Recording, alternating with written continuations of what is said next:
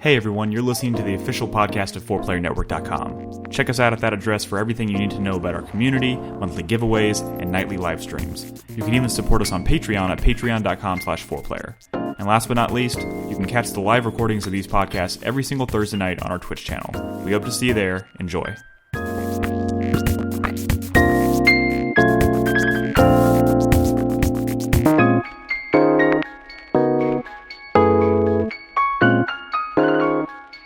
Before we start, I don't mean to take over the. Oh wait, you have to do the intro first, at least, right? Do you want me to say what you're about to say before I start, or? Well, my first question is, who has a thumbs up for this game and who has a maybe not thumbs down, but just like. Is this it? Is this the podcast? What if No, we we just haven't- make this the beginning of the segment? Sure. All right. Sorry. Everyone Great. hold up a thumb, but don't say it. So the people listening to the audio have to wait and listen to the podcast. Oh my God! Really, David? Oh, well, I Ooh. guess I'm not Tune in entirely. to mine. Wow. I'm not Really? entirely surprised. That's surprising, Brad. Why? Oh, because I hate everything. No. Oh, damn it, I spoiled it. I hate everything. Fuck this game. Anyways, first of all, before we get too deep into it, welcome back to the show. As you can probably tell, David is joining us for this segment. Hello, David. Hey, it worked out, dude. It did. Thank you It so worked much out. for The being guy- here. I know- The guy who's supposed to work was still at work when I went to work, and I was like, "What are you doing here?" And he's like, I have to wait for a ride." And I was like, "Well, if you're gonna wait here till we close for a ride, why don't you just work and make money, and then I can go home and do a show?" And he's like, "Yeah, okay." So I was like, "All right, I guess I'll go back home then." So our thank you of the week goes to that guy. Yeah, Thank you. Rick. That's his name is name, Rick that guy. Barr.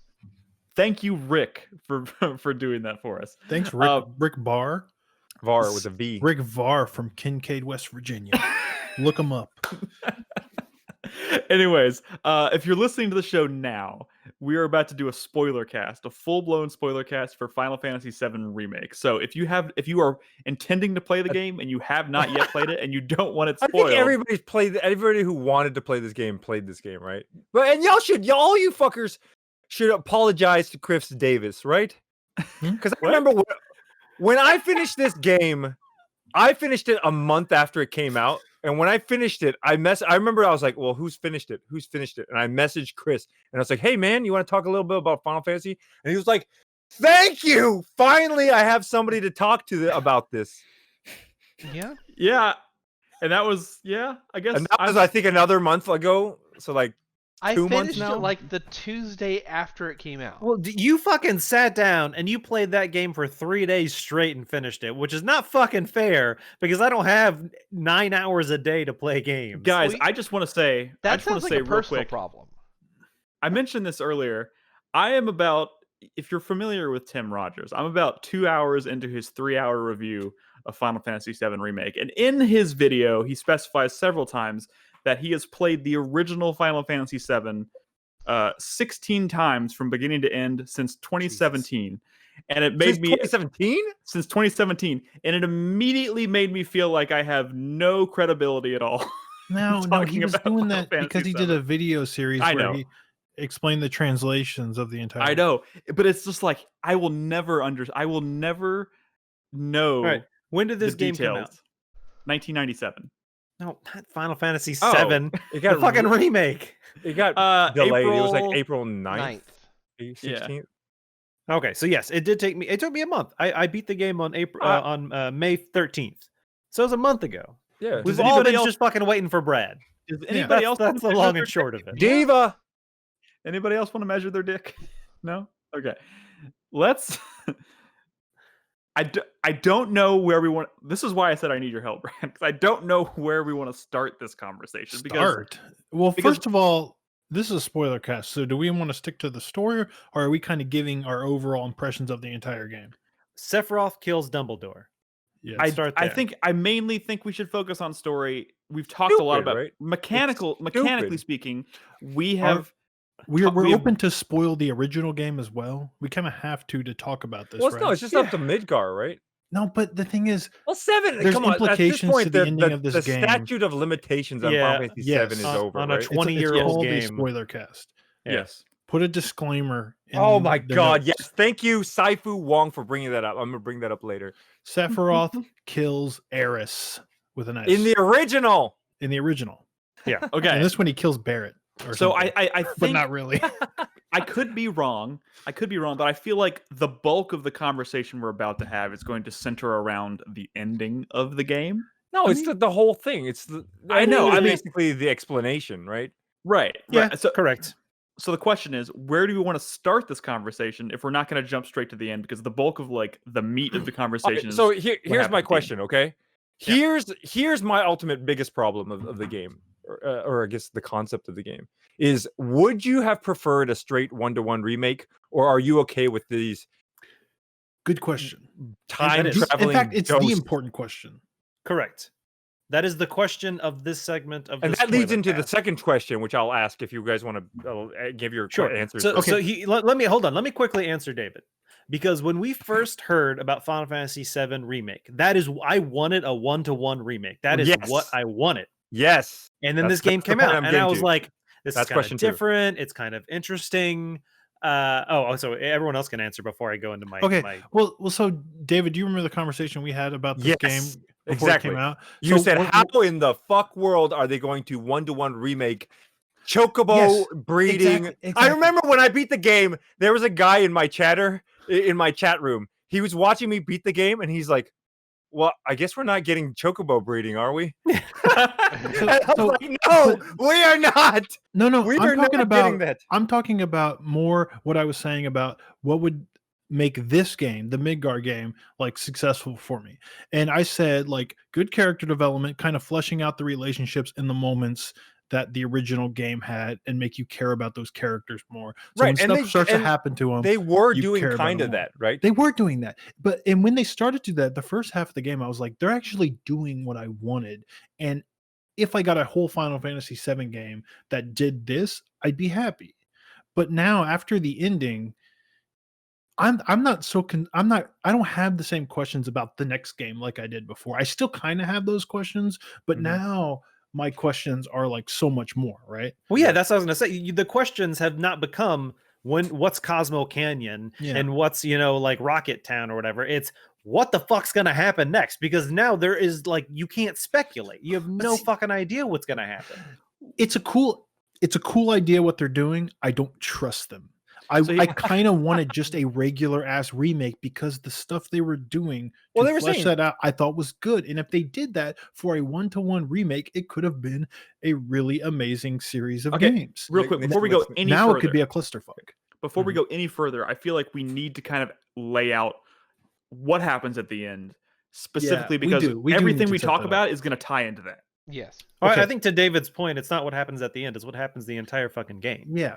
It's Well, the right. whispers. The So, whispers. yes, When you're playing the but game, you- it seems like a remake with the exception of Sephiroth showing up here and there, right? Yeah. It seems like pretty 1-to-1 with some extra scenes, some extra character development. The big major thing that makes it not resemble the original Final Fantasy VII at all is you have all these black like Dementors flying around, and you don't really know what they're doing, except you know that they're kind of like blocking off certain paths and stuff. And throughout the game, And they weren't in any of the pre-release marketing material, were they? No. I thought they were. no, a it's- little I bit, thought we a little saw bit. some. Yeah. just don't But let me then forget about nothing point was 2. explained. Okay, I have to well, get to just point ask 2 your eventually. ask your No, point because right now, David. it's tying into what y'all are talking about right now. Okay. Go Okay, ahead. first of all, David, why don't you get the second point off your chest real quick, and then we'll circle back around. I mean, Listen to me at all. Nolan's shaking his head like Just do it. I don't care. What's my- point 2, David? Here's probably my biggest problem, I guess, with the Final Fantasy remake, okay? Is that they basically pulled a Metal Gear Solid 2 where everything they showed leading up to this game was, hey, this is going to really, really awesome. Sequel to Metal Gear Solid. You're going to be running around with Solid Snake. And then you started playing the game. Like, wait a minute. I'm playing as this dude Raiden, and he's like doing backflips and stuff naked. And wait, what happened to Snake in this game? The whole thing is the game is marketed as Final Fantasy VII Remake. Now, I'm okay with them saying, fuck the remake. Let me do whatever I want to do. This is just our retelling of Final Fantasy VII. I'm okay with that. But the point is they led everything up, marketing and everything leading up to this making people think that this was going to be a straight up Final Fantasy VII remake, just prettier and brighter and nice. And that's what my brother went in. He played the demo and he was like, wait a minute, what? This is kind of weird. And my brother never played it. I bought a second copy for him, never played it. So because of his reservations after the demo. Because he was expecting to be running around, basically playing the exact Final Fantasy VII, but just in an HD like-ified. Oh yeah, everybody's pretty, isometric. Yeah, I feel you. The thing is, I was very much on your side. I really didn't like the marketing, right? Because the marketing made it seem like it's going to be this one thing. They didn't want to put part 1 on there. It seemed very scummy, right? But once you get to the end of the game, you start to understand. Well, okay, they had to do that for a reason. It's a dumb Nomura thing, but the title makes sense now. No, and it makes sense as in because. But the thing, but my question is Nomura. When I say Nomura tonight, I mean the style that is very Nomura, whether he literally wrote it or not. Right. Sure. But Nomura being the creative mind behind Kingdom Hearts, which is yes, that shit insane. My point is, like, I really don't care either way. I'm not super invested in Final Fantasy VII to the point where it's like, oh well, it had to be our straight up remake and everything's got to be the same. Or I don't care. Like, if you want to change everything up, you can. But the thing about it is don't you think a lot of people, like, part of the selling on this was a lot of people coming back in thinking they were going to relive the same stuff? Yeah. That's where they made their money from, right? Because if this would have been officially Final Fantasy VII -2 Sephiroth Strikes Back and fucks up the entire timeline, then don't you think people would have been like, well, here's another Final Fantasy VII spin-off that we're getting. That's the whole brilliant meta thing about this game, though. That is the meta thing about it. Really good. The Dementors are the fans. Okay, guys, yes. The fans are trying to push the timeline and the story back to the original, and the game's like, no, fuck you. Anytime that the story tried to diverge and go off the path of the original Final Fantasy, that's when the Dementors were there to keep them. Is that legitly what's going on? That's absolutely what's going on. And at the end of the game, when they destroyed the Dementors, that's when it's like, well, the future can be anything now. Well, yeah, that's when they got rid of the fans. Aerith says something. I can't remember. Yeah, I can't remember what she says, but she's like, I don't know what's next, kind of type deal. No, I get that. I'm kind of interested in the whole like time travel aspect of it.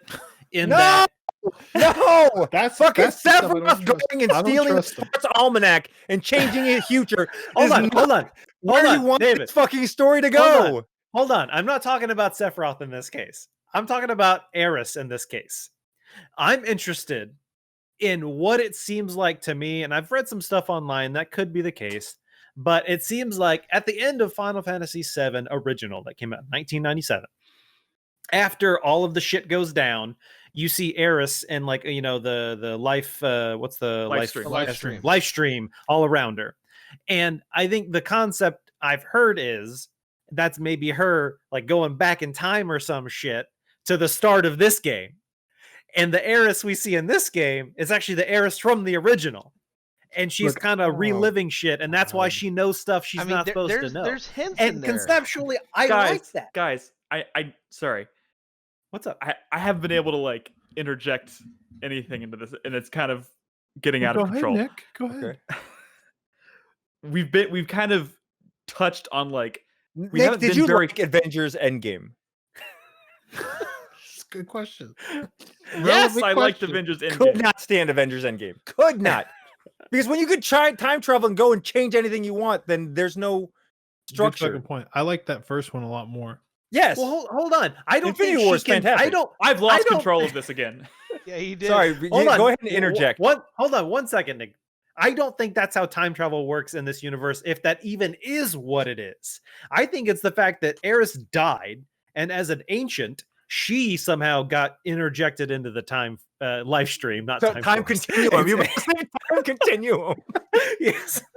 I think somehow as an ancient, she got absorbed into the live stream and somehow was able to go back in time. I don't think anyone can fucking do it. Can I ask a question that I know will piss off Brad? No, Nick has to interject first. Guys, please, Nick. Guys, we have not yet. Brad has come close. Mm-hmm. We have not yet clearly laid out what exactly we're talking about. Final Fantasy VII Remake. Anyone who's listening to this played the game, they know exactly what we're talking about. I hope no, one's but confused. here's my problem, and here's why Okay. I think you're not necessarily correct, Brad. Because the reason why I was kind of iffy about my opinions of this game after finishing it, because as a game I love it. I think it plays great. The reason I don't know how to feel about it is because I played this game, I finished it, I had no fucking clue what happened. That's fine. And It's then fine. I know. And then people told me this shit about the implied multiverse that they just created, and I was like, "Where the bag fuck? of chips. Where did you get this? bag of chips, It's in the game. It is in the game. I will say this. I will say this. It's fine to be confused. I think the execution was a little all over the place, but like that is part of like the experience of playing this game. Think about the meta stuff, right?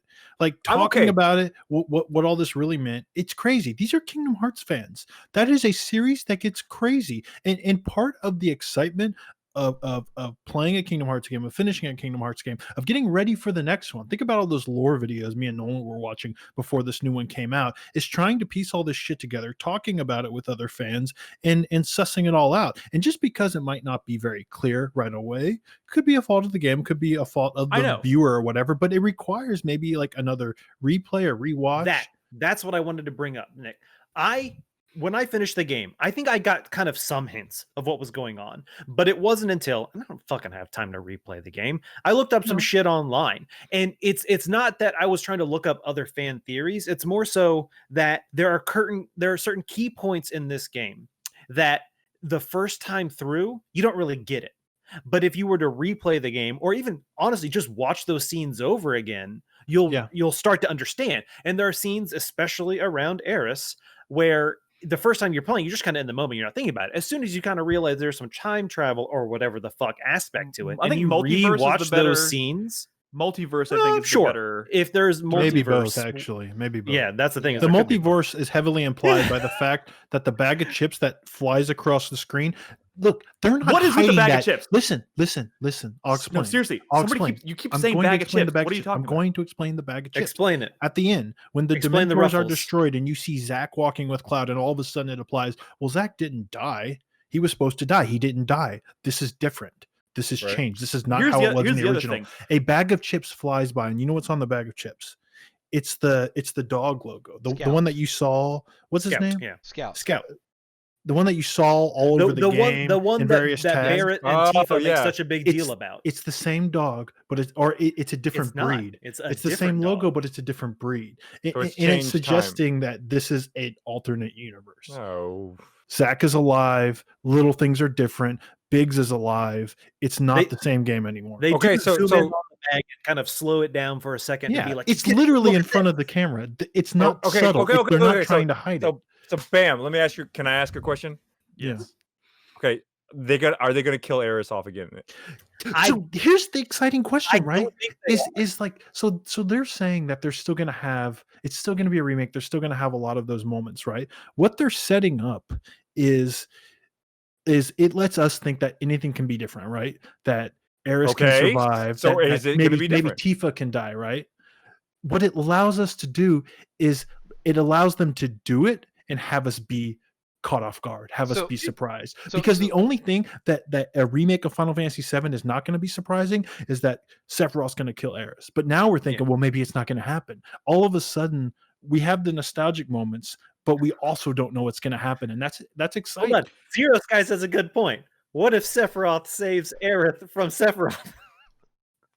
You shut the fuck up, Nolan. But that potentially could happen, right? No, that's the scary thing is that Nolan is explaining why all of this could go wrong because he's right. So you know, the moment I realized this is the most like Kingdom Hearts was not a second of actually playing the game. It was watching videos and listening to podcasts and people talking about Final Fantasy VII Remake afterwards, and they were hopeful and they were excited about where the story was going to go in the future, which is what Kingdom Hearts fans always do after a sequel. And what actually happens? It goes to but shit. like little side games, mobile games, That almost Game Boy sounds Advance games, racist. and it just becomes more of a clusterfuck, more plot threads, more universes, more dreams and characters, and they never get the reward they actually want. It's never that simple. It just becomes more and more of a clusterfuck, and that's what I'm saying. I don't trust the developers to actually nail and take it across the finish line in a way that all the fans want. Difficult. It would be difficult to do it correctly. Right. The Ragnarok is going to be like the gummy ship. Shut the fuck up. Not You're literally. going to be flying around, fucking shooting I don't like trust- Okay, Also, So you mean the High Wind? Not Ragnarok. Ragnarok was Oh, Final thank Fantasy VIII. yeah, Ragnarok is Final Fantasy VIII. I'm excited. Everyone's excited. I think it's a mistake. So the thing that I think is the most interesting part of what they're proposing, that this is a alternate timeline or possibly alternate dimension in which this is taking place, happens throughout the game. So when the main characters are in the presence or even touch or exposed to the Whisperers of Destiny, at various times they get flashes of memories and events that happened within the original Final Fantasy VII. There are things like Cloud. The first one you see is Cloud seeing Red 13 running through a canyon towards Midgar 500 years after the events of Final Fantasy VII. That was the first thing you see. That's straight. I think that cutscene was taken from Advent Children, dude. It kind of It might have been straight up Advent one of the Children. things I hate most about this story is that they make Advent Children canon again. And I was hoping that they'd like episode 1, 2, and 3 and just kind of pretend it didn't exist. But no, they're bringing it in. They bring it in. To your point, what you're saying is the flashes, the glimpses. In the original Final Fantasy VII, Cloud many times had flashbacks of shit that happened in his past as you're learning the story. The versus happens in this where Cloud sees stuff that he shouldn't know about. He sees stuff that happens in the future. But more to the point is that not only are they seeing these flashes of events that they have personally never experienced before, it's that they're implying that they're going to get advanced knowledge of what to expect. And they're also implying that Aerith is fully aware of what happened in fucking Final Fantasy VII. There are moments in there where there's a moment in there where she's talking to Cloud and she, in a very somber voice, looks him straight in the eye and says, "Do not fall for me." Okay? That's true. I forgot about that. Like they are implying that Aerith is aware of the events, and what I want you to do is I want you to look up like some. Not YouTube everyone got that scene, by the way. That's only if you chose Aerith stuff. It not of like of explanations, but just literally. I'm sure there's probably a compilation out there of scenes with Aerith and Cloud, and just look that up and see how she interacts with him and see the things she says, because it is completely different from the original game, not just to the point of having new and expanded dialogue, but it almost seems like she knows shit she shouldn't. The first time you interact with her in the church or whatever, and like Reno shows up in the original game, that's a very quick, he shows up and you start fighting. But in this, she's everything like, in the original game is a quick. I know, but in this, she's like, oh, he's a soldier. And it's like, well, how the fuck does she know he's a soldier? That's never come up before. And then she's like, oh, I knew because the sword. She literally acknowledges the fact that she shouldn't know that. She brings it up. And then when like Tifa's like, hey, Aerith, I want you to go save Marlene. Aerith has no idea who Marlene is. But before Tifa can even say that, Aerith is like, oh, you want me to go get Marlene? Yeah. How the fuck did she know that? Marlene's name was never mentioned ever until that moment. So here's the thing. You guys really, really, really like this. You like this. I don't know, David. It depends on where the next game goes. Here's the thing, I David. don't care about any of this time travel, timey-wimey shit. I thought like the meta stuff was really interesting, and I think it could be cool the way they make small changes in the future, but I don't think those changes are going to be small, though. I think from here going forward, there'll be significant moments. fair. I mean, there'll be significant moments, but I think all of those significant moments, those set piece moments that you would recognize from the original Final Fantasy VII, are going to be treated differently, no matter what the situation.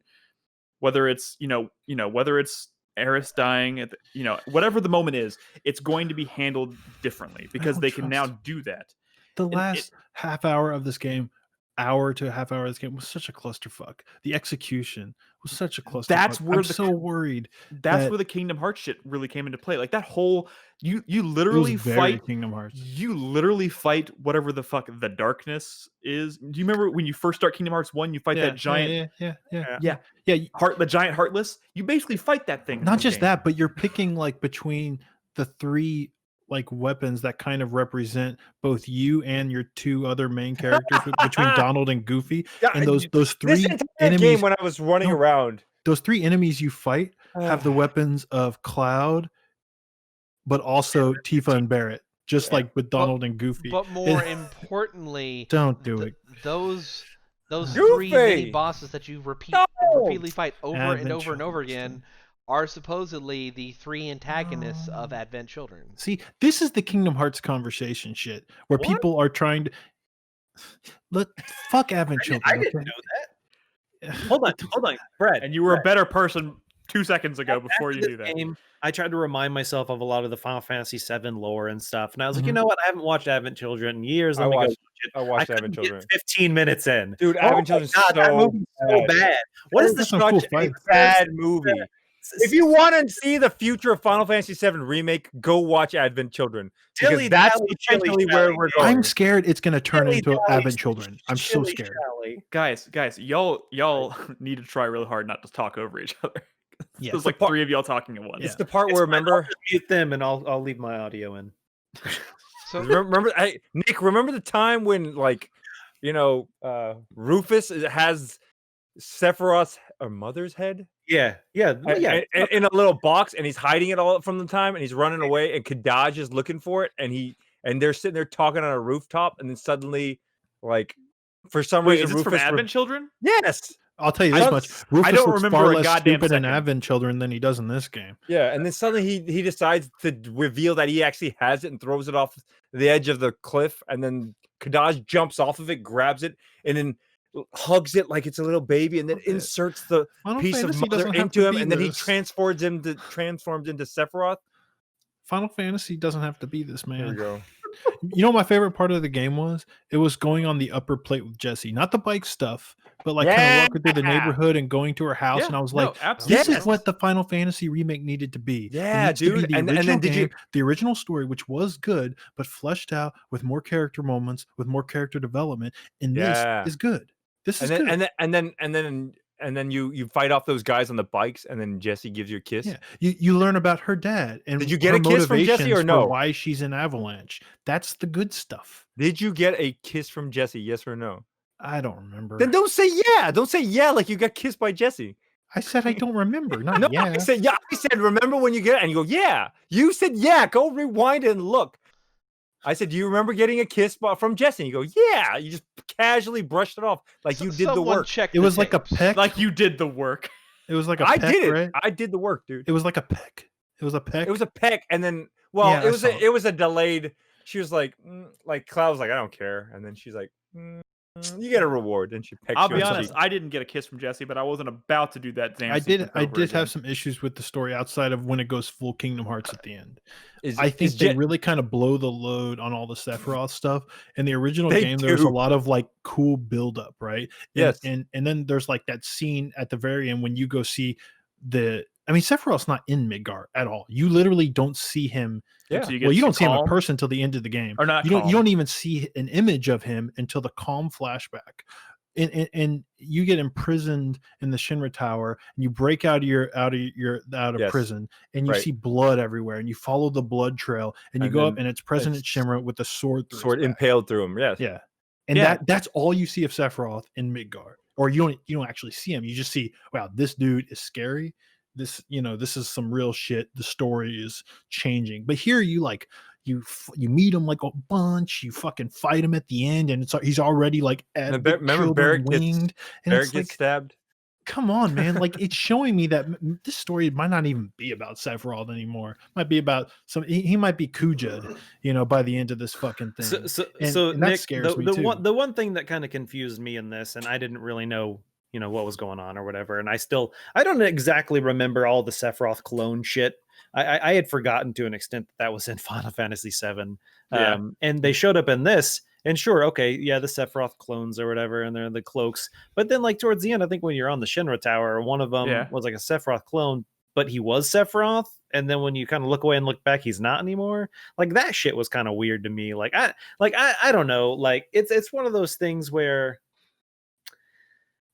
I'm trying to say that, like, when I was playing the game, I was kind of with you that I didn't 100% know what was going on. There was definitely aspects that I was like, I don't get this, like, in the moment. Well, I think a lot of my struggles picking up on these details was that this game really did kind of expect everybody to remember some of the story beats from the original Final Fantasy VII. Like a Kingdom Hearts game. Yes, I'll be honest. I do not remember anything about. I don't remember much of anything about Zack's role in the original Final Fantasy outside of basically the first interaction or the flashback you have as Cloud. Yeah, when he picks up his Buster Sword. Like, I remember that. So I don't remember anything about the whole He's standoff. not even a major character. It's just part of. It's part of Cloud not being sure about his past and his sort of PTSD that he has and why his motivations are the way they are at the beginning of the game. His death scene is not even a required scene in Final Fantasy VII. It's an optional scene. I know a lot of people don't even see it. I remember talking about in Discord. Yeah, I remember you got to go to Gungaga. Gungaga. I remember talking in Discord about that sequence at the very end of this game where you see Zack survive the standoff with the Shinra or the soldiers, right? Mm-hmm. And everybody was like, "Oh my god, he survived!" And I was like, "Yeah," and they're like, "That didn't happen in the original." I was like, did this scene even happen in the original? Clearly, at all? Someone didn't play Crisis Core. Yeah, Nick, it did. I did. The thing is, I did play Crisis Core, and I Nick, wiped it out of my memory. As someone who's recently started replaying Final Fantasy VII, it happens, and honestly, it happens fairly early in the game, I guess, to an extent that you see a little bit more about. And that's where he dies, with, like, Zack. Yeah. Well, no. You don't see the death scene. Oh, is that the later? The death scene's the actual optional scene. You start seeing Zack stuff as soon as you get to Calm. Yeah, that's right. True. No, but that's I'm true. specifically talking about the standoff. The standoff that happens at the end of this game where he gets Medial flashback. You think he's about to get gunned down, and then he doesn't. That happens in the original one. It's him and Cloud escaping after this is Cloud getting his memories back. Because, like, a lot of the flashback in the original game is Cloud actually having Zack's memories or whatever. Yeah. Like, he's remembering stuff that Zack actually did. He thought it was him. Zack and him escape from Hojo's lab or whatever. They're going away. A bunch of Shinra guys show up, and you literally see them walk up and fucking gun Zack down to death. Yeah. It's different. Cloud crawls up, takes a sword, and he's like, "Ah!" The reason that's what happens in the original. It's the scene where he died. It's the way he dies in the original is very different than the way he dies in Crisis Core. And the scene that they're showing at the end of this game is definitely like the shot from like Crisis Core, more or less, with all the soldiers all over, the Shinra soldiers all over like the cliffside and whatever thing. That's straight from like Crisis Core. So if you've played Crisis Core, you recognize that immediately. If you haven't, it might be a little confusing, but the whole Zack thing, I mean, that's just part of the Final Fantasy VII Kingdom Heartsy lore, where everyone cares about this fucking character that's really not important, but so they made you care with all these spin-offs and shit. Okay, so real quick, just to kind of shift gears a little bit. So there's a lot of stuff to unpack after having seen the ending of this game, obviously. And going into this game, we were constantly asking ourselves the question, like, what is this? How are they going to stretch Midgar out into a 40-hour game? Are they going to make a big open world map? Is there going to be what does that mean? Yeah, what does that mean? Those aren't even my questions anymore. I know, they're not the questions, but the question is now, can I read my blurb? If those things aren't happening, anymore, what are they replacing it with? Can I read my blurb? Sure. Read your blurb. As soon as I wrote this back when I first finished the game. This is how they're going to announce the next one, right? Trailer opens. No idea what this game is. Hardcore fans see the hints. It doesn't matter. Scenes of nature, people, towns, creatures. Dialogue stays mysterious and vague. You see small details of an outfit from different angles. Never seen that outfit before. A slow turnaround pan reveals you were looking at Cloud the whole time. Maybe he's not even holding a sword, some other type of weapon. Maybe he has a different haircut. The title fades in. Final Fantasy 16. How baller would it be if the next game in this Final Fantasy 7 series, they just call it Final Fantasy 16? Things have changed so much. It's not Brad, even 7 anymore. Brad, honestly, if they do, it'll probably be better than Final Fantasy 15. Give him Tanfukas, dude. But you know what? I think I almost feel like that would be a better choice. So if here's they what I did would say that. to that, Brad, is that is a dangerously Nomura idea, because I will tell you exactly what would happen if that happened. Yeah, it's going to be bad. No. What would happen is that Nomura would find a way to craft the story in which every single Final Fantasy title ever made is actually canon interconnected within a gigantic multiverse. Fuck it. Do it all. Get Yeah, dude. stupid. You know what's going to happen? Like Kingdom Hearts, where they're 15 years, instead of jumping Disney worlds, have them jump to Final Fantasy worlds, dude. Hey, Final David, that's Fantasy fucking 7 brilliant. in Final Fantasy 6. That's brilliant. I would play the shit out of a game like that. You know what's going to happen though? What if when In Cloud jumped into 15 Final years- Fantasy 6, it was suddenly like 8-bit graphics again? Like, what if that? I'm it was telling like you the though, fucking messenger. in 15 years, we're going to be talking about the Final Fantasy 7 series, and we're going to be pissed off because we still haven't gone to Cosmo Canyon and we haven't played Tifa since the first game. And we're going to be like, how come Tifa doesn't do anything? She's like completely fucking useless. Why don't they do something with Tifa? That's going to be Final Fantasy. She's going to be the Kyrie of Final Fantasy. She's got. I'm Kyrie. telling you, this is the mistake that Kingdom Hearts fans make. They have hope. They have hope that the future is going to be what they want, that it's going to be exciting and rewarding and fulfilling, and Nomura beats them down, makes them play mobile games. They keep adding lore, going into the past, further into the past, even further into the past, more important characters, but no Kyrie. Kyrie's fucking great grandpa maybe, but not Kyrie, you know? And they Why are it's you terrible. so focused on Kyrie, dude? Dude, talk to a Kingdom Hearts fan. Okay, I thought that was you pretending to be a Kingdom Hearts fan. Because You know the first time that had me Kyrie convinced. became relevant in the Kingdom Hearts series, it was in this $40 DLC that came out last year that was mostly trailers, an area that you already played in the previous game, and a couple of boss fights. And that was the payoff that these Kingdom Hearts fans have been waiting for. I'm telling you, they're going to fuck it up. I don't trust modern Square Enix. They had a great idea. The meta framing for this game was really cool. I don't trust them at all. I tend to agree. Like, have you played Final Fantasy 15? They couldn't even finish that story with DLC. They just canceled the DLC and said, you know what? Fuck this shit. 13 was 3 different games made by 3 different fucking developers. Well, Brad, they at weren't that even in point, the they same just- genre. They had to fucking cut their losses. 15 Final was just Fantasy too far 15. What am I gone. talking about? Final Fantasy 15 was a 13 game. We haven't even correct. gotten to 15. Correct. I don't trust this company. No, I completely agree. And going back to the question we kind of asked earlier when we first started the conversation was, did you want a 1-to-1 remake or what we got? And I was thinking to myself, like, I would have much rather had a Final Fantasy VII remake that was just a really pretty, like, isometric, like, visually stylized RPG in its entirety, that was like the entirety of Final Fantasy VII as a 1-to-1 remake, than potentially sitting here wondering if we're not even going to get Final Fantasy 16 for the next 10, 15 years. You know what I mean? Like, I would, I'm thinking about like the way I know RPG Factory games are not necessarily the best RPGs, but like their approach to the aesthetic, I think would have been a better approach with Final Fantasy VII, and it would have gotten the entire game as a remake. It would have looked nice, and it would have been over. If we would have just been moving on to the next Final Fantasy, and people would be happy. See, Square Enix, you don't understand.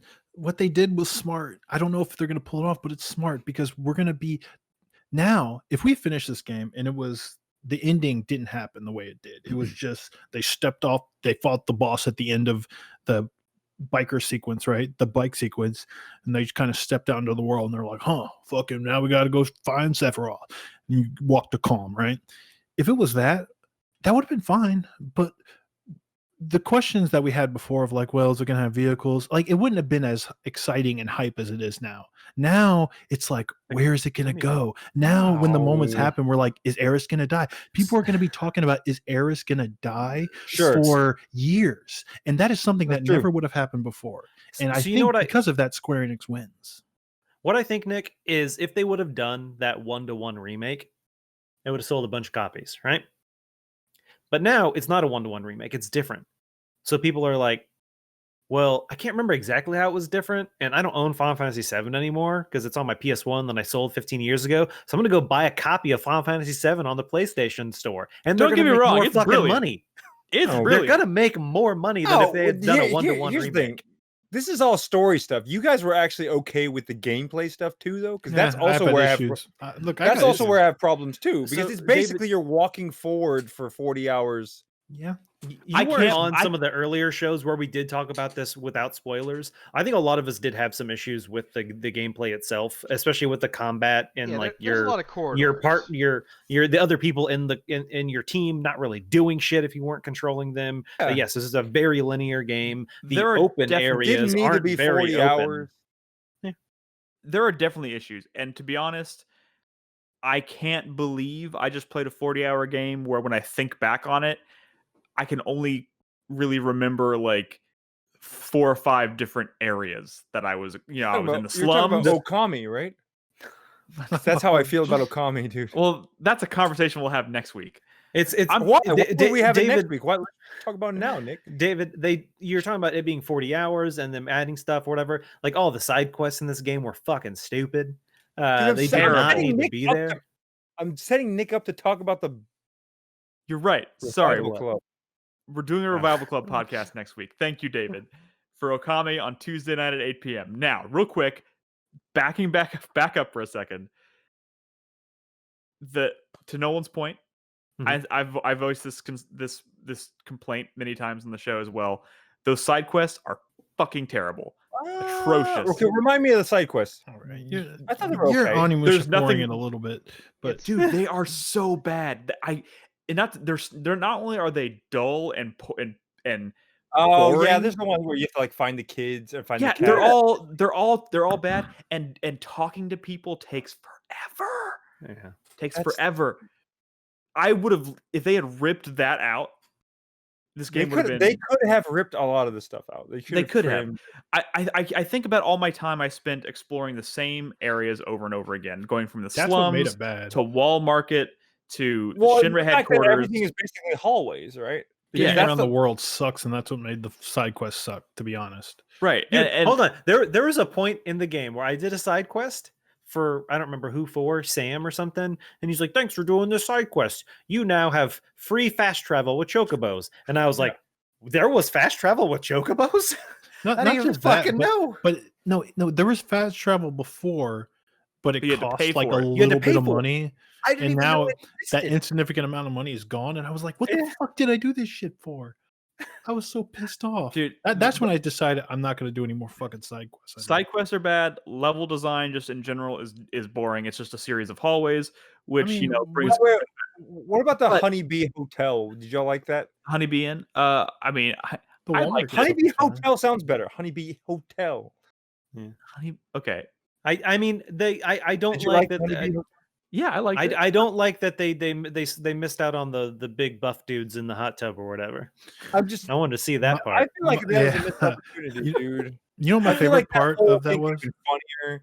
It could have been funnier. Like Cloud dancing with that guy. I was so busy trying to push the little buttons that I didn't even... Yes, I agree with you there, that I missed the entire segment because I was paying attention to the fucking QuickTime events. You know what my favorite part about that moment was, though? Is that before you go in to do the actual dance number, he practices. But he's doing like cool stuff like swinging a sword around. And I'm like, oh, Cloud's just going to do some lame like sword stuff. He's going to try to dude bro this up, right? But then when you get in there, it's like pure like...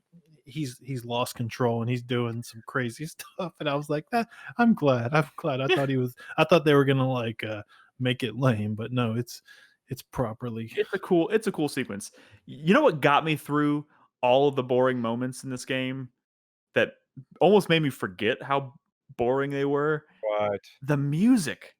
I could sit there and listen. The music just made me forget how dull the stuff I was doing was. I love the music, but I think it was the way it's implemented in the game for me was just too much. I mean, there were times when like when the battle theme or the boss theme kicked in, and I was like, oh, this is a good remix. But most of the time, it's just there were sounds and people talking everywhere, and like I don't know how to explain it, but I feel like the audio mixing was. It reminds me of how the music is in the first Nier game, where the music is really good, but then you're in an area and they just loop it over and over and over again. I'm like, this is not a very graceful way to implement this music. They're doing a disservice to the soundtrack, and that's how it is here, right? Where 10 feet you hear like a fucking jukebox or something. You're like, oh, I kind of know that theme, but where the fuck is it? And it's just like loud, and I don't know. It's a thing that's hard for me to describe because I don't really know how to talk about like sound design or stuff like that. But I feel like there was a lack of sound design polish and balance and mixing, and it kind of hurt that stuff for me a little bit. I agree with the mixing. Outside of the game, I think the music is really good. The thing is, despite our complaints about the combat and what other characters are doing and whatnot in combat, I did really get to a point where I was really enjoying the combat, like controlling the characters and switching between characters, going through menus super fast, and like getting really snappy at like controlling multiple characters at once and stuff. I thought that felt really nice. The thing is, the lack of customization for the controls is really upsetting. Because I'm okay with them. I had a problem because the strategy is you're supposed to switch between the characters and use the characters and manually tell them what to do and then build up their bar so that they have moves, which is fine. But you have to switch between the characters only using the D-pad. There's no option to switch it to actually physically switch to the characters themselves with either the triggers. Yeah. Like I think I would have enjoyed it more if I was able to quick switch with the triggers so that I could just switch to a character, punch, put a move. Yeah, no, I had some good ideas, but the execution was sloppy. Remember that Resident Evil tyrant that you had to fight in that one area? Oh, yeah. God, what the fuck? Seriously. With like Tifa and Barrett? Yes, and then like he kept spawning these other like, alien monkeys out. It was so hard to enjoy boss fights in this game because every single one had fucking minions, and it just made the camera was already kind of hard to keep up with anything. Or it kept up with it too well. I don't know how to describe it, but it wasn't good. And then when they started introducing minions constantly, it's like I just wanted to enjoy a cool, challenging boss fight. And you made it a clusterfuck for no reason. Hey, you know what, David? I'm sorry, I was looking at David. Brad, in that regard, it's still better than the combat in Final Fantasy 15, in my opinion. True. That is true. At 15, I didn't think it was. I didn't. At the end of the day, this game has a lot of problems, but at the same time, like the characterization, like any moment when I was talking to a character, like a main character like Aerith or Tifa or Barrett, I was like totally enamored and like filled with nostalgia. I loved it. I think that's because the mocap and the voice acting and just the presentation was overall really even without the nostalgia, I think the evidence is that these characters are still really good characters for some reason, right? Because there's some people who popped into my chat who were like, oh, I love this game, but I never played the original. And I was like, really? You never played the original? So what are these characters don't mean anything to you, but they still like them, right? Because they're good enough to stand on their own and leave an impression, even if you haven't experienced that. Is it because deep down inside, all of us want two hot girls fighting over us? Exactly. Nailed it. Like you want the one that's like 3 hot girls. Yeah, I was going to say 3 hot girls. Which is the other one? Jessie. Do you guys actually consider that? Yeah, dude. I was kind of in love with Jessie for. No, right Jessie's awesome. Okay, first of all, is Jessie alive? Because if she's not alive, I don't even want to play the next game. She is not. So there's some speculation that there's a part where you go to the Golden Saucer and you have to like participate in a play, or do you just watch a play? No, you participate. Oh my god! If this game lets you time travel like Chrono Trigger and you can go back and save characters, holy shit! All is forgiven. Is that? There's some speculation that Jessie always wanted to be an actress, right? What if she's at the Golden Saucer in the No, play? it I was. think She And she has specifically mentioned that amnesia. she was supposedly hired to be the princess in a play, and when you go to Gold Saucer, you have your date in the play plays that princess role. I think that's some Kingdom Hearts level hoping. Kingdom Hearts, is that what you said? Kingdom Hearts, Dumb. Kingdom Hearts, but But you see her die. we'll see. You don't actually see her die, do you? Right? Okay, so the only here's problem the- with introducing time travel and multiverses is it kills the stakes. Right now, Yes. no one can Yes, know, or it doesn't exactly the fucking problem matter. with Endgame. And, and if anything was memorable from Final Fantasy VII, it's that Sephiroth killed Aerith and she stayed dead. Okay, Yes. here's the thing, and I saw someone in chat mention this a while ago, and this thought had crossed my mind too, and I think it's I don't expect them to do this because I don't trust Nomura, but if they do this where they give you hope and that all these things can happen, and you're right, the stakes are gone, but if towards the end of this whole experience it becomes clear that the only way to save the world is to let things happen as they were supposed to originally happen. If that suddenly becomes clear and you realize the only way we're going to stop Sephiroth is if we let Aerith die. After all of this, after all these things, these adventures you go on, and it's kind of it hits you and you're like, well, What if it's cooler though? Well, I think that's too what if predictable, it Nick. stays there? I know what Nick's going for, but I think that's too predictable. What if you save Eris or it doesn't play out the way you expect, right? But then Man, you guys have never she seen realizes One that- Piece, right? so she kills herself because she knows it has to happen. that's fucked up. The thing is, have y'all seen One Piece? No. Oh, Like see, a couple no, episodes. don't bring up One there is Piece. a storyline sequence that is 100 times better than this. Will Aerith die or not Aerith die? And it happened in One Piece probably 5 years ago. It was the biggest storyline. It was so awesome. Episode 2,300. Because here's the thing, okay? In your mind, you're like, okay, either Aerith is gonna live or Aerith is gonna die. Live, die, live, die. Okay. Okay, well, okay. Then what? What is the third choice? There's no third. I mean, it could be anything. It could be. They can kill She somebody can else live, or she could die. Right? I'm really curious now. What? Which Brad. multiverse version of Eris dies? Brad, No, Brad, I she's know, but either a she's gonna potato live or or she's she's not a gonna die. potato. There's no Yes. third option. There's no third option.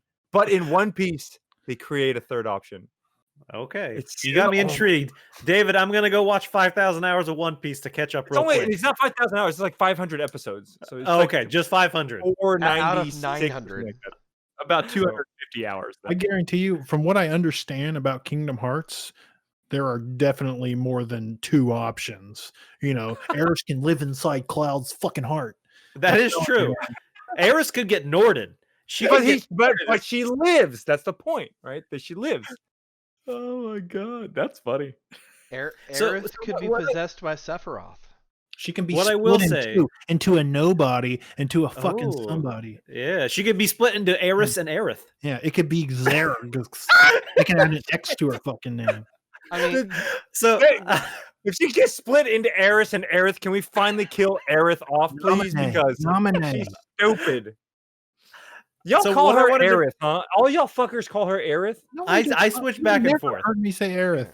I switch back and you forth. said Aerith multiple times. That's probably the thing that I hate the most is that they gave these fuckers legitimacy by naming her Aerith in this game when her name's supposed to be just call her Eris. In Japanese, it's Eris, right? S at the end of it. By the way, did y'all Sure. play it? Y'all played it all in English, right? Yes. I feel so sad for you guys, dude.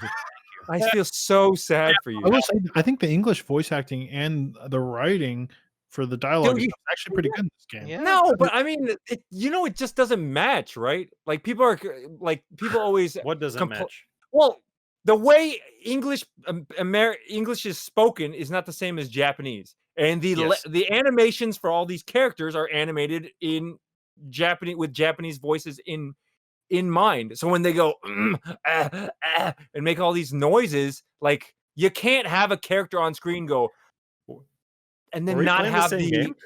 not having the one-to-one like sound, right? Mhm. So like people But that's not just this game. That's any game. No, that's I ever- know, I get that. But like That's a in this lot of in games. And yeah, in y'all's game, Aris came off as some no, sorry, not Aris. Barrett came off as some crazy old like, yeah, the planet's crying. It's like, what are you talking about? Yeah, But in my game, he came off as this grumpy old grandpa, and so it was a lot more. I mean, fun. I'll be honest. I was not a fan of Barrett's English voice. Yeah, it's terrible. I played the demo in English. It was terrible. I was like, I'm playing this in Japanese. But And you in do come Japanese, to he's- appreciate him better as a character later on in the game. Sure. To be fair. In Japanese, he's like, "Mo ha ha ha ha ha." He's all laughing and big old hearty laugh. I don't think it has to do with the voice acting. He's a joke. He's a joke character in Japanese. All right, guys. So we have another spoiler cast to do tonight. Yeah, so we do. Oh, let's- do you? Yeah, we're doing Half-Life Alyx after this too. So that'll be a fairly short conversation. But final thoughts on Final Fantasy VII Remake. I know we've been kind of all over the place. There's been a lot of stuff to unpack with this game, obviously. Final thoughts for each of you?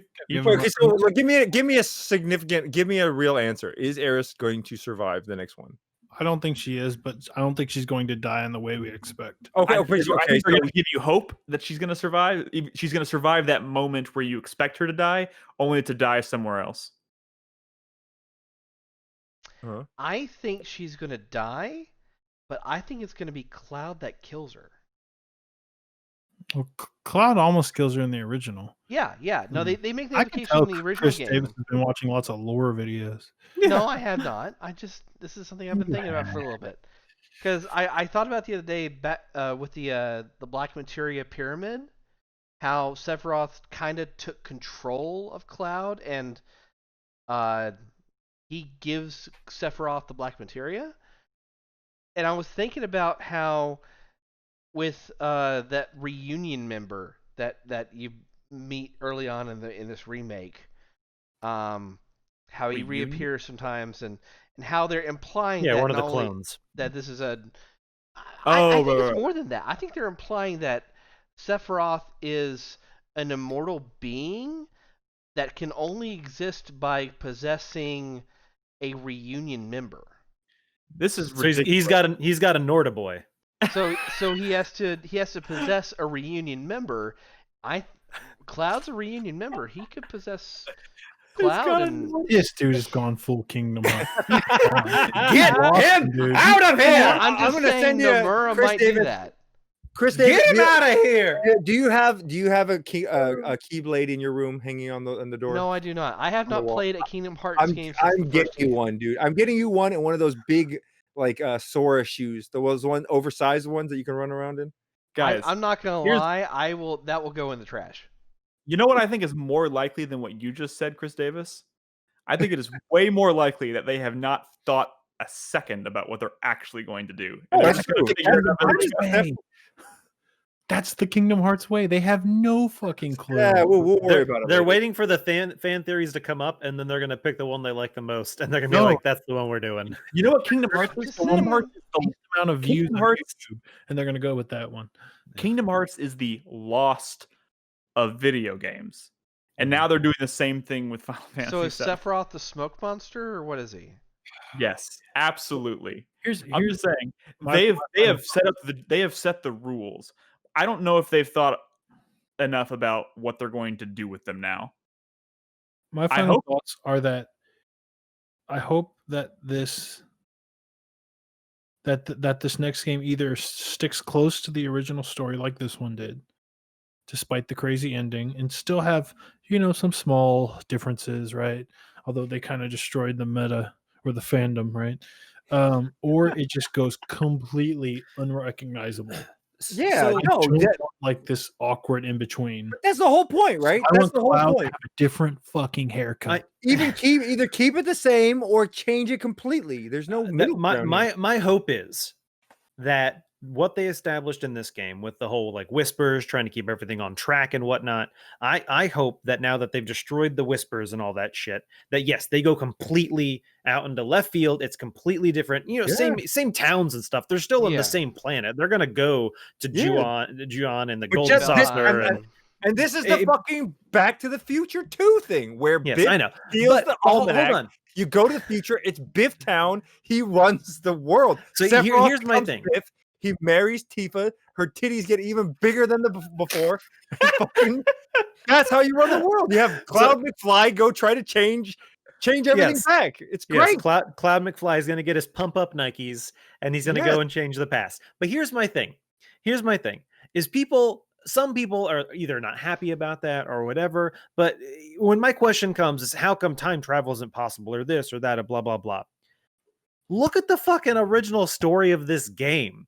It is a fucking guy who was created in a lab experiment based on some alien DNA who wants to reunite by fucking taking the life force of the planet after a cataclysmic event happens to become a god. It's fucking insane. Why is it so insane that there's a possibility of time travel or multiple dimensions? It's not. Yeah, people are like, oh, this game's going full Nomura.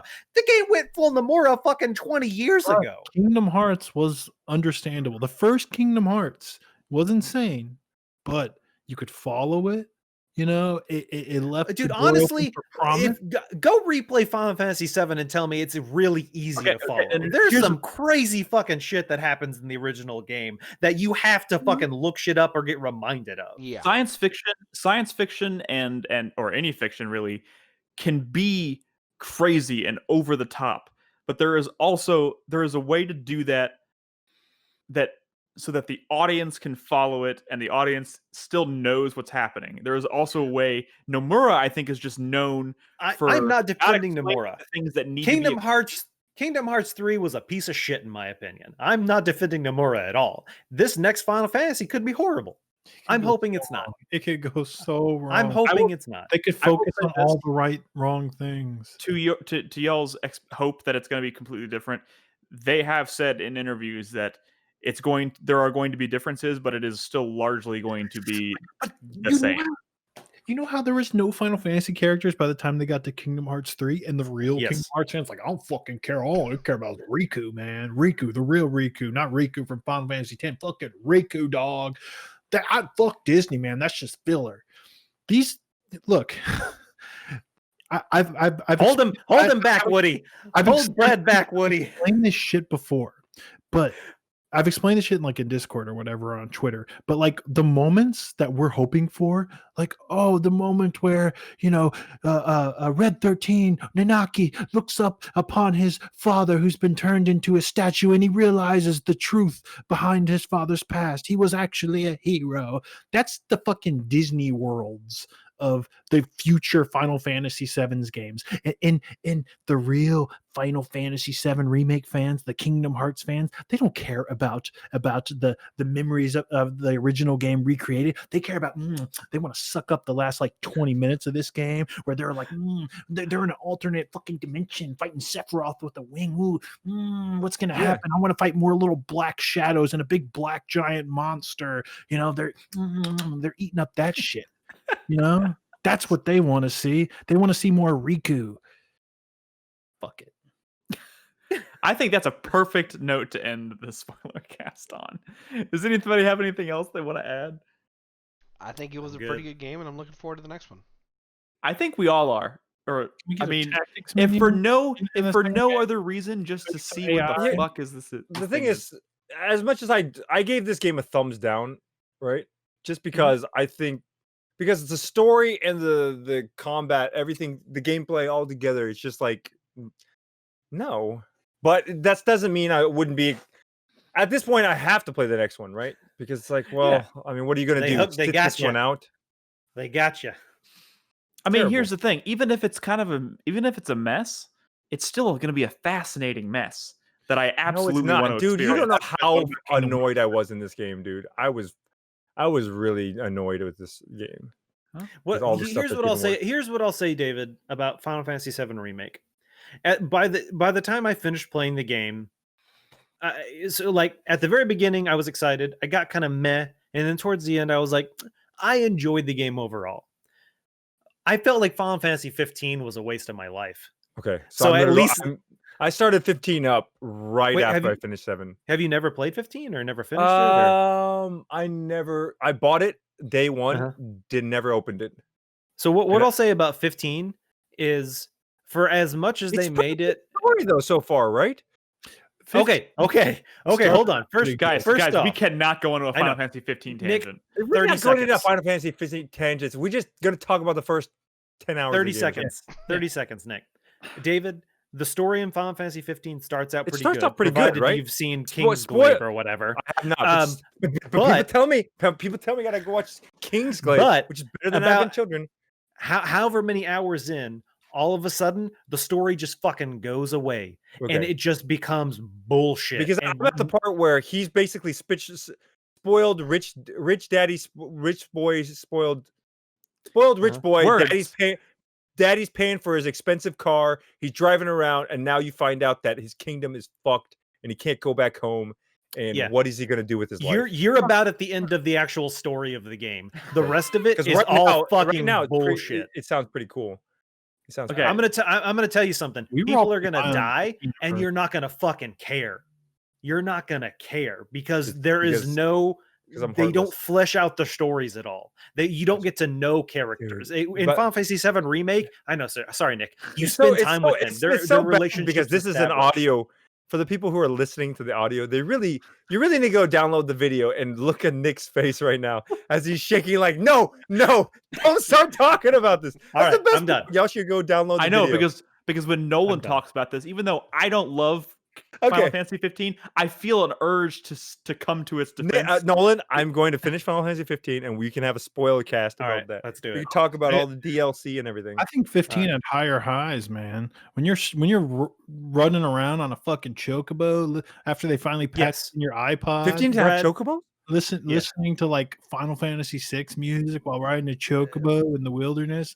That's cool. The open world exploration in 15 was the only good thing about it, guys. The girl's boobs are a little bit kind of weird, though, right? The girl with the yellow jacket. I'm done. Oh yeah, her boobs are a little awkward. You know what? That's a good place to end it right there. Oh my God. First of all, David, thank you for being here for that. Yeah, I'm glad it worked out. I always appreciate your input on this. And then, I'll see you in a couple days, right, Nick? Yeah, I'm gonna try to derail the Okami conversation. Dude, this dude was an Okami hater even back in the day when we first started this podcast. Don't trust him. Me, really? Yeah, did I really hate Okami back then? Yeah. I think one of the smartest things Brad has ever said in his life is he said Okami is more of a Zelda game than Twilight Princess. I think that's what he said back when we played it. Yeah, because we played Okami. Brad's like, I'm suspicious of this and thing. then we played Twilight Princess like right after. I do remember we played them like right next to each other. Yeah, and we were like, what the fuck? How come like Okami has better dog combat than Twilight Princess? Yeah. What the fuck? That is true. Combat's definitely better than Okami. All right. On that note, next Tuesday night at 8 p.m. Central Standard Time, we'll be wrapping up our Okami Revival Club session by doing a podcast with David and community guest Kenton. So tune in for that. Should be fun. But again, David, thank you for being here. If you're listening live, we're going to be back in just a moment. We're going to wrap up the show with a probably much shorter conversation than this about Half-Life Alyx. If we can restrain Chris Davis. If we can restrain Chris Davis, yes. I mean, here's the thing. Like we said, Half-Life's not a super story-focused game. The big moments that are discussion-worthy happen at the end. Yeah. So we'll talk mostly about the end of Half-Life Alyx. So we'll be back in a second, so don't go anywhere. Yeah, this was a bad transition. Don't go anywhere. We'll be right back.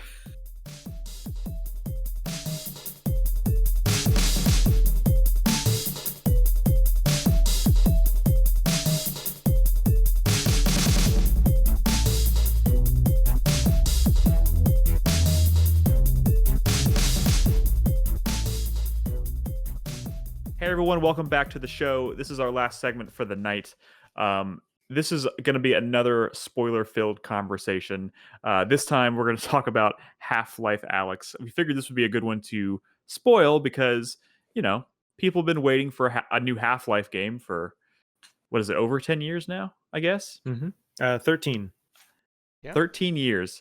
And while this is not necessarily the most eventful game in terms of story moments, Alyx Vance kills Dumbledore. For the bulk of the game, it has a pretty powerful ending that addresses that huge cliffhanger that took place at the end of Half-Life 2 Episode 2 that people have been waiting for so long.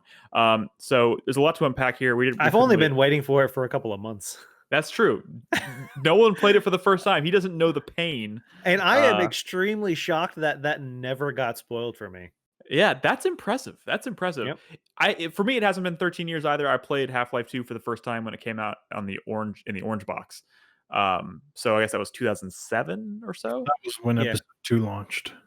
Yeah. Wait, oh really? Yeah. Oh my god, you're right. Oh my god, it's 2020. Nick.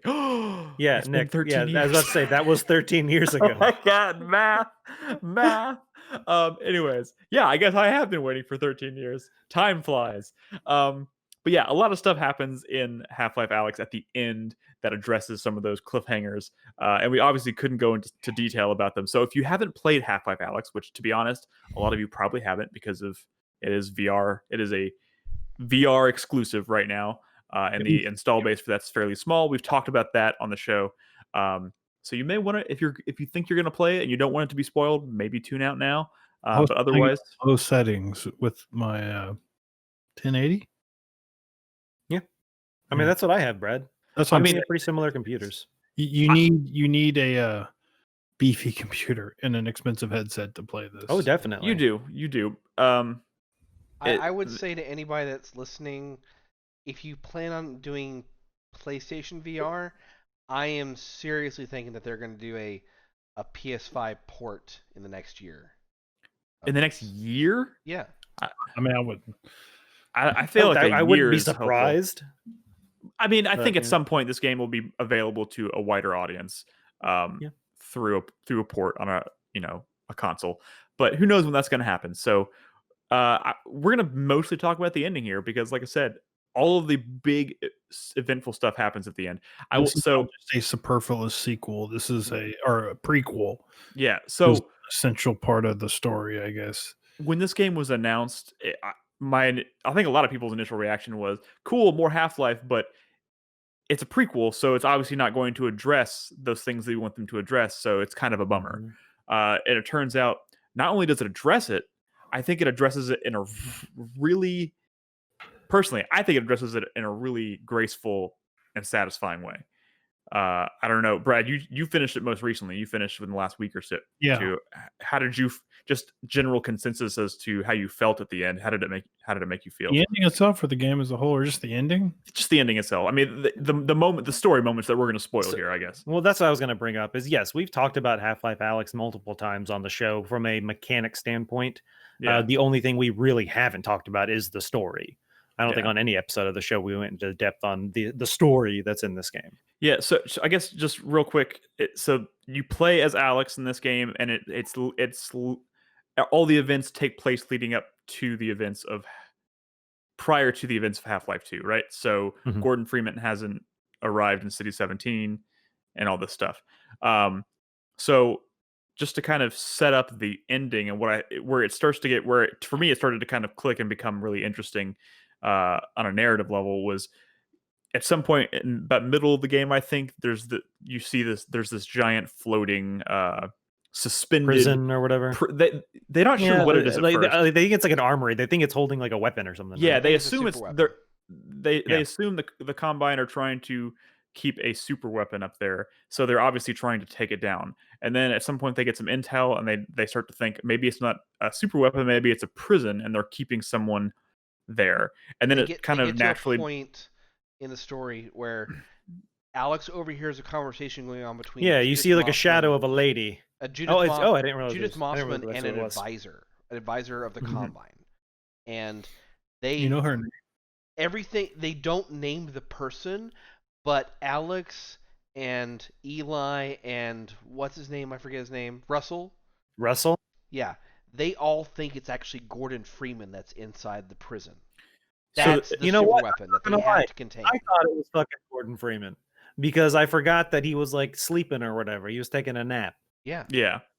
So the focus of the game kind of shift, or the focus of their mission shifts from let's destroy this weapon, or let's try and harness this weapon, to let's try and release Gordon Freeman from this prison because Gordon Freeman can save mankind, right? That's kind of what their assumption is. He'd be a great weapon to try and to use against the Combine. So all this builds up to this mission to go into the prison and free him. It's pretty straightforward stuff. Not a lot of huge narrative moments getting to that point. When you get to the prison, though, and you finally open the prison cell, quote unquote, you're surprised. Billy Mays here. The Wishmaster. Is that what he's called? No, The Wishmaster? No. Yeah, What he's is the what man is that of dude mirrors. called? He's called the G-Man.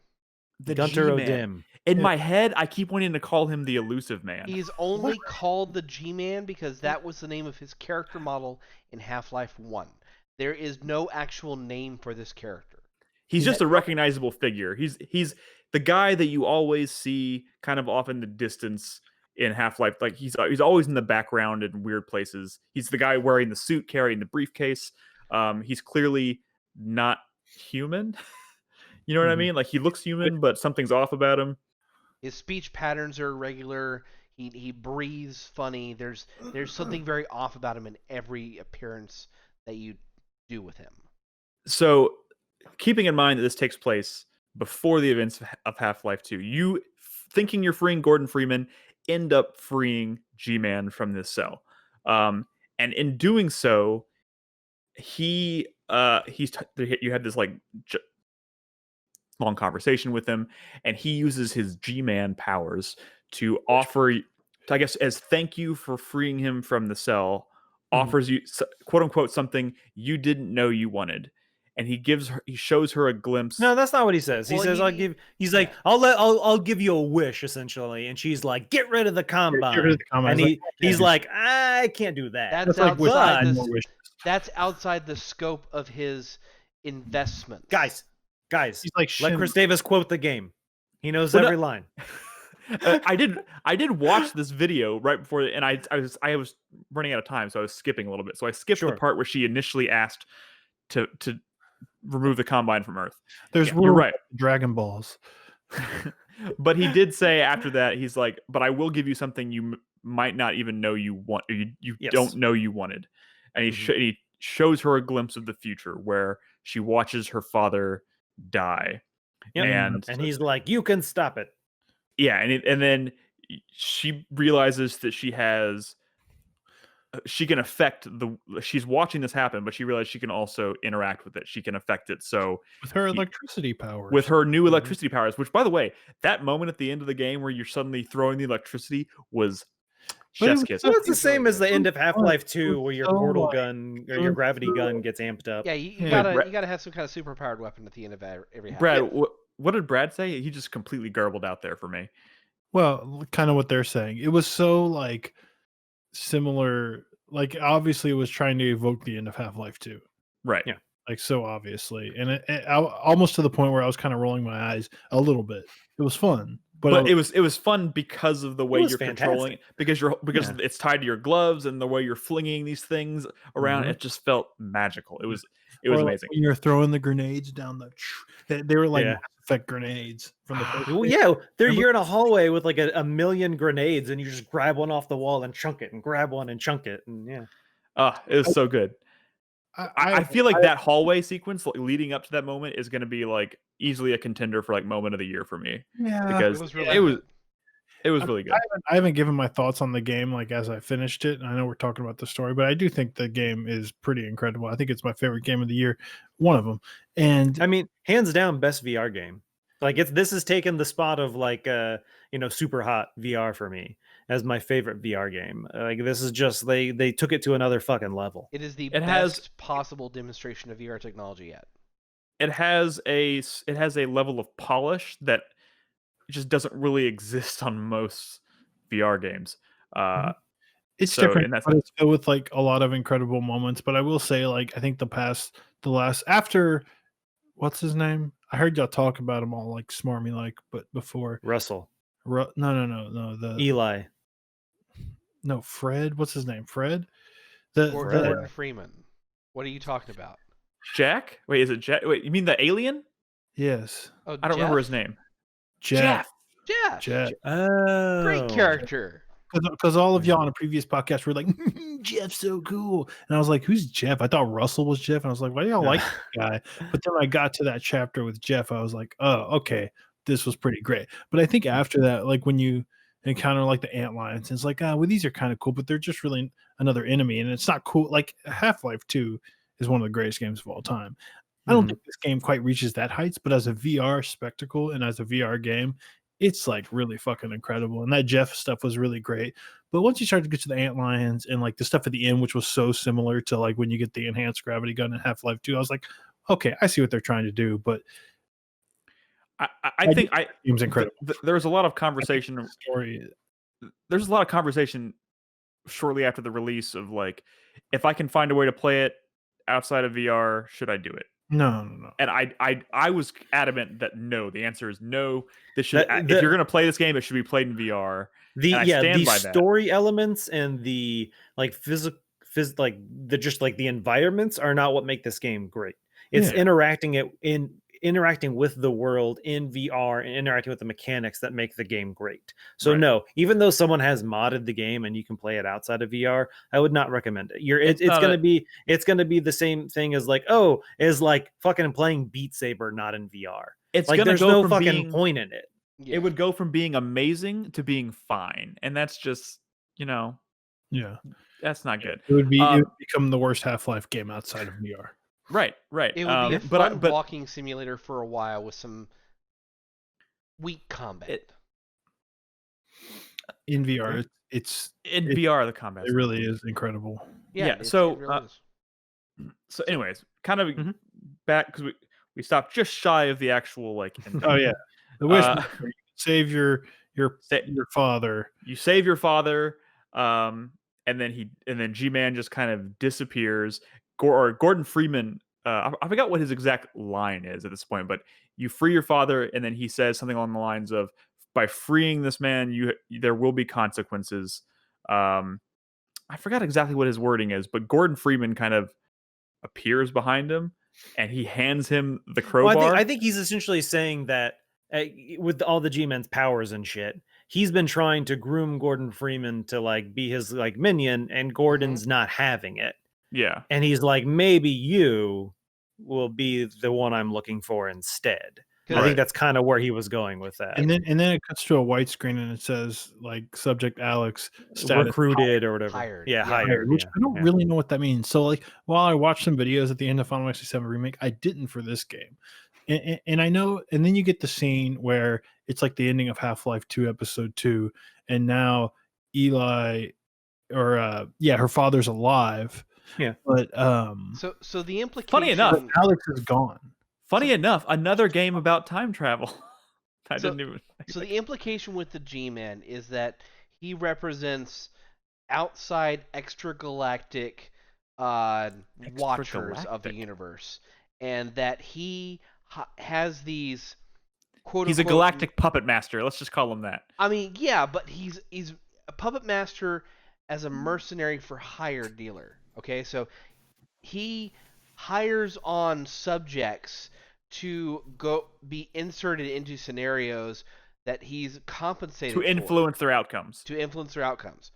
Yes. So the whole point of Half-Life 2 is that someone paid the G-Man something to insert Gordon Freeman back onto Earth 20 or 30 years later to help eliminate the Combine threat.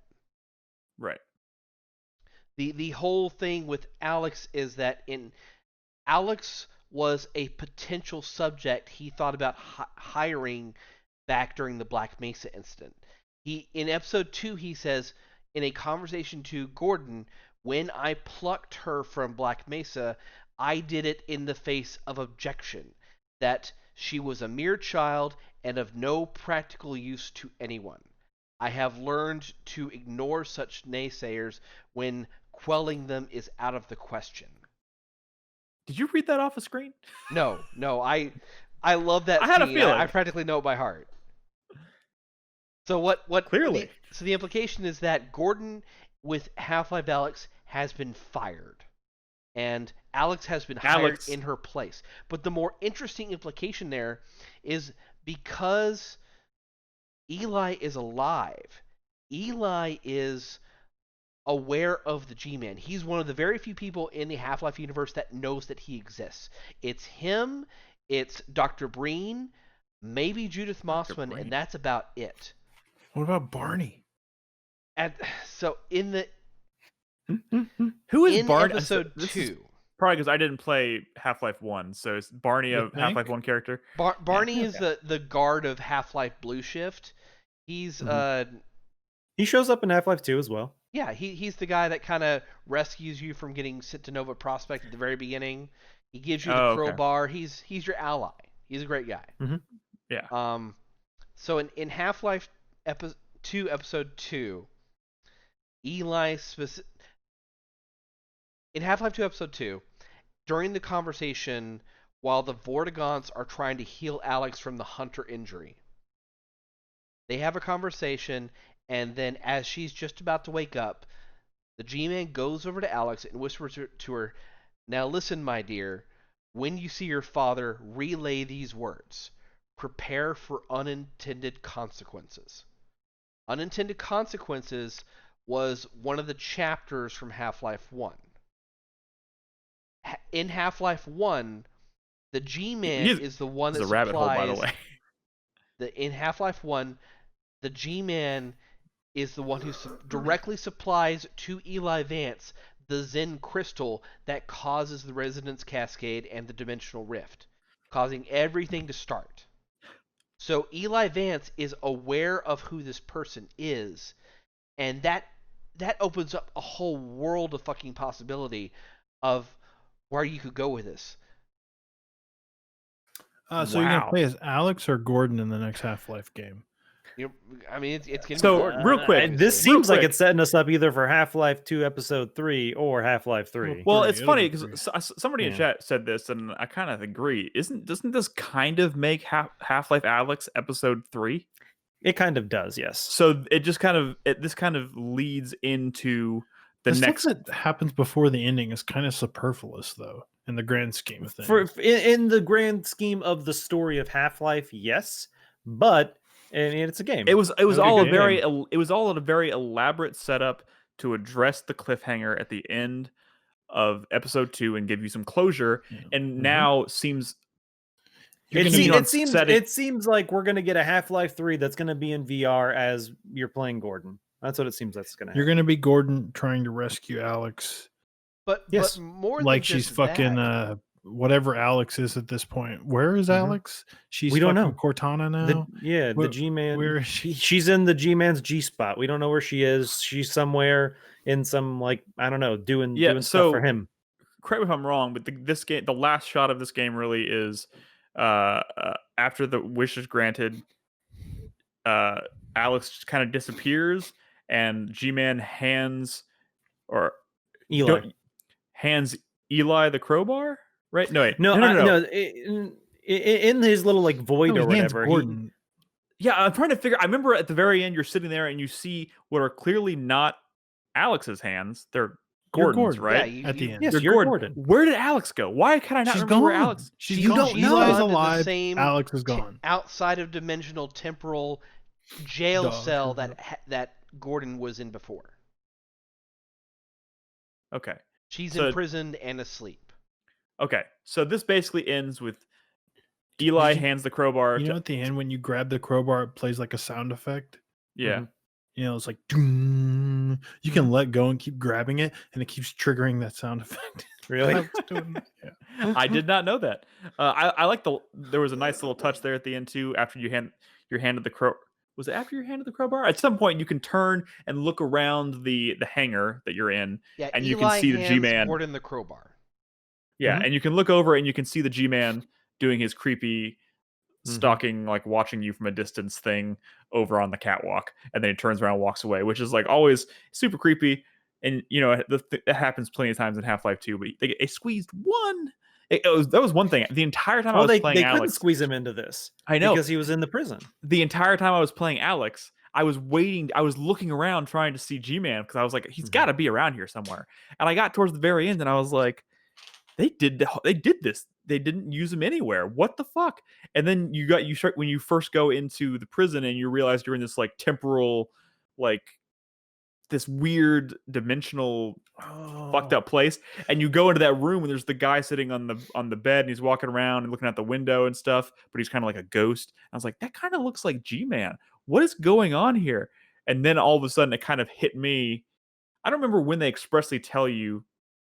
Is it literally they tell you when you open the prison cell and you realize, oh, that's him? That's the only official time you realize. You still up until then think Gordon is in there. Yeah, I think I was like starting to suspect it might be G-Man as I was getting close to the cell, and I was like, oh, this is cool. Yeah, yeah. It was it was so graceful. I was just like super impressed. I just remembered what it wasn't bad. It wasn't unfun. It was fun. But that the power sequence at the end where you're shooting lightning, which was so similar to the enhanced gravity gun.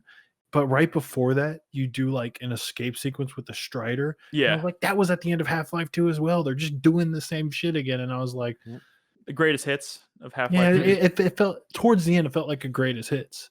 And I think they did that. I think that's partially. Although I will say the what's it fucking called? Bugs that come out of the ground. Except they don't come out of the ground here. Antlions. The antlions, they're like kind of lame in this compared to their implementation into Half-Life 2. They're underdeveloped. Yeah, underdeveloped for sure. Like the antlion stuff in Half-Life 2 was so fucking cool. Well, controlling them was fucking amazing. Well, even before you control them, when it was trimmers. Oh yeah, the trimmers, and they would just pop out of the ground if you were in the sand or whatever, and you had to use the stuff. Yeah. They could have implemented that they could have implemented that a little bit in this, just because you are in VR, and so picking up things and placing them and having to jump between them would have been interesting. But I think they went a different route with them in this. I mean, I think Alyx is, if you think Ravenholm is the best part of Half-Life 2 or one of the best anythings in games, you'll really like Half-Life Alyx. It's because the pacing is. Yeah, I mean, like they never you never feel like a one-man army. Like it's always very methodically paced. A lot of quiet moments, a lot of just slower exploration, a lot of creepy atmosphere, a lot of cool stuff. Which makes it a fucking incredible game. And I do think kind of doing the greatest hits approach at the end was probably kind of intentional. They almost felt like it was maybe necessary because like a nod to the fact that, yes, we know it's been 13 years since Half-Life. Let's remind you of why you love Half-Life. But also like the Strider itself as an example, that's one of the most iconic things of Half-Life 2 in my opinion. Yeah, I mean, they're definitely iconic. And the first time you meet a Strider in this game was pretty crazy. The very beginning sequence at the end was so video gamey that I kind of didn't care. I think it was more of just it was cool because it was impressive to be in the moment and you're just being in this like crumbling tower. I forgot. Like you were in a giant building that was kind of crumbling around you. Me juggling health stims. I'm like, oh, they're everywhere. I can use these. And towards the end, I definitely had way too much shit. And like I said, there was a while where I was trying to do the thing where I carry shit in a bucket or whatever. But yeah, it just got to the point where I honestly didn't need it. Yeah. The game wasn't like so challenging that I wasn't able to get by. Yeah. Brad, did you end up getting the grenade launcher or whatever? For the shotgun? There's a grenade launcher? Yeah. I fucking told you about it. No, I could shoot grenades. Well, yeah, no, that's what I'm saying. The ability from the shotgun to like launch a grenade. I needed a grenade off your grenade. Yes. Yeah, I needed it was so fucking good. Yeah. I needed 2 of those little things, whatever they're called. I got all the upgrades, but the resin. On all I needed 2 resin when I hit the last the point of no return. What the upgrade was on the pistol. The one that upgrades, like you can load multiple clips into it. Oh, we figured out how to load it. Yeah. Forever, like, what am I looking at? What does this actually do? And when I finally figured it out, you load it in, you take it out, then you load another one in. Yeah. I was like, oh, okay, that's kind of all of that stuff too. Like the tactile nature of like loading things is so good. Dude, even like the animations, like when you get the auto loader for the shotgun and you open it and you just see all the shells on the side just like load themselves in and stuff. I never use my shotgun. I was always conserving my shotgun ammo. That game's so good. Yeah. I think we've pretty much covered everything we need to talk about in terms of like spoiling the story. I don't know. I mean, we could talk about the best like moments. Real The quick. Jeff moment comes to mind. Like, I mean, the Jeff moment. I mean, we haven't Are you talking about like killing Jeff? well, to me, the killing Jeff was great in the compactor, but like the trying to figure out how to sneak by him and like how you had to be quiet and everything, and how he responded to noise. It actually took me a while to figure out. I can't remember. I was knocking shit over. I was having trouble. I think there was a door I didn't notice, so I spent like 10 minutes like to think, where the fuck am I supposed to go? And then I realized there was a door that I initially thought you couldn't open. You could open, and that's where you needed to go. And I was like, oh, I need to trap him in here. Yeah. By like throwing bottles into it, leading him in there. And like that was, and then being locked in the elevator with him. Yeah. You have to press. Oh my god. Standing there. At least so good. Oh my god. It was delightfully terrifying. And Still, and to you me, know, the just memorable moments pretty much always involve the black head crabs, which is my most feared enemy. so what is so special about the black head crabs? I mean, They're strong. They're creepy. They're Dude, scary. they kill you super fast. But how are they like creepier than regular head crabs? They're just head Oh crabs. my god, are you kidding me? Have you They're like smooth and long and like gangly, whereas And they like the head sprint. crabs, the head crabs are almost like, I don't want to say cute, but they're smaller and they're kind of compact and a little wrinkly, and they have these tiny Black head legs crabs and can they're climb whatever. walls? Yeah. Oh my god. I mean, I guess they didn't stand out to me as any. I don't You know. just forget Half-Life 2. Half-Life 2 blackhead crabs were like really deadly. And I don't know if they were in this game, but they knock you down to 1 hit point and then one more hit and you can die. And then they have the blackhead crab zombies, which are like maybe one of the Take hardest so many hits. Yeah. in Half-Life 2 because they're like "Ugh!" and they're like flinging blackhead crabs at you. Yeah. Dude, there was that one segment in this where you open a door and there's 3 black head crabs in there. They look like it's and they hiss. When you're going through that one segment where you have to kind of drop down layers, and you drop down to this one layer, and when you open a door, there's 3 black head crabs in there. Dude, And I just quickly close the door, and I pull out a grenade, and I open it, and I kind of open the door a little bit, and I reach my hand, and I toss the grenade over, and I close the door. The fact that you can do that is so cool. That you can just kind of like interacting with like doors and stuff like that. Yeah. Like just being able to like push a door open slightly and like reach your other hand in and toss a grenade and close the door. That's amazing. We didn't even talk That's about amazing. First go in that tall room and there you see all these blackhead crabs down at the bottom. You're like, well, I don't want to go down there. I'm just gonna kill them off from up here. And you don't even really know how you're going to be traversing that room. But when you finally figure it out and you realize, oh, I got to go back down and then I have to go back up, and then all of a sudden they're just like all over the walls. I was using the things with the tongues to like intercept head crabs and stuff all the time. See, And I think I did that a lot. That's the difference between you and me. You were in a position to where I had such like primal fear going on in that moment. I was not thinking about like, oh, how can I strategically dispatch these black head crabs? No, I was scared for my fucking life. I was horrified. I was actually horrified. I was looking at the ground trying to go forward because I didn't want to look forward because I didn't want to see a black head crab. It was every locker I opened, every drawer I opened, I just kept expecting one to jump out at me, and it changed the way I experienced this game. I because really of my do fear towards blackhead crabs. I really do wish I understood that because that sounds. I don't know. Like, what do you find scary? To me, no, I'm just saying, like, to me, they just seemed like The head molded? crabs that were a different color and maybe a little harder to kill.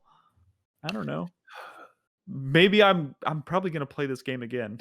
So I will once I get my VR back. now I'm gonna be thinking about that when I do that. I'll tell you what, any the other workshop support is released, and people are already creating like levels and stuff like that out of the assets. So That'd be cool. exciting. let alone Any other, like, what they're going to be doing with the updates. Like they just released an update a few weeks ago that adds a shader that takes bottles and puts liquid physics in them. Yeah, Oh, Chris yeah, I Davis, saw my that. computer can't handle that. The blue head crab was cool. the what? The blue head crab, the lightning head crab. I don't know what you call it. Oh, that yeah, thing, yeah, the yeah, I think yeah. it was called like a lightning dog or something like Oh Yeah, yes, that was was intense. in the Yeah. in the laundry room where you're chasing him yeah. around. Yeah, that was really Oh, cool. Well, that's the first time you see one, but then later on, when you're fighting multiple of them and they keep possessing the fucking zombies, that. Yeah. Enemies that like run that shit was forward is intense. There, cool, there was a right? part know, where you fight Dead like Space. 3 of them at once. Mhm. That was Yeah. oh my god. I love how in the Jeff stuff, how you have to like cover your mouth so you don't. Dude, yeah. So you don't cough. Oh, Yeah. Did you know you could put on gas masks? It was a gas mask. Dude, Yeah. You Yeah. could put them on, and like later on in the game, I forgot that I put one on like a while ago, and one of the what do they call them? The tongue guys barnacle? from the yeah, but the Yeah. barnacles. It reached down, and I walked into it. I was like, "Oh no!" And I looked up, ready to shoot, and it was just taking my mask up. That's I just that's kept walking. amazing. The first moment that I remember being like, "Holy shit, this game's kind of amazing," because that flick mechanic is incredible. I good. think it's one of the best mechanical innovations we've seen, especially in VR this year or in years maybe. It felt so good, but and I remember like kind of winding through a bunch of the barnacle tongues.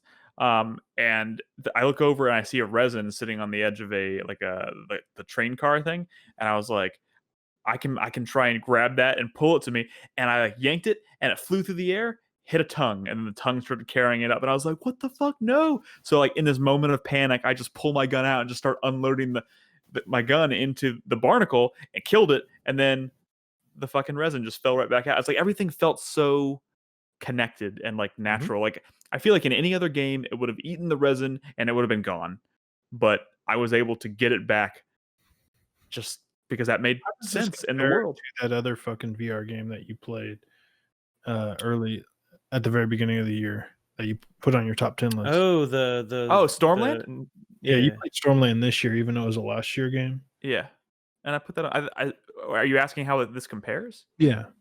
I mean, I think Stormland's incredible because of how fast-paced it is and how much control you have over it and how vertical it is. You're flying around in like a jetpack and jumping off of cliffs, and you're aiming different guns in different directions, and it feels like you're shooting.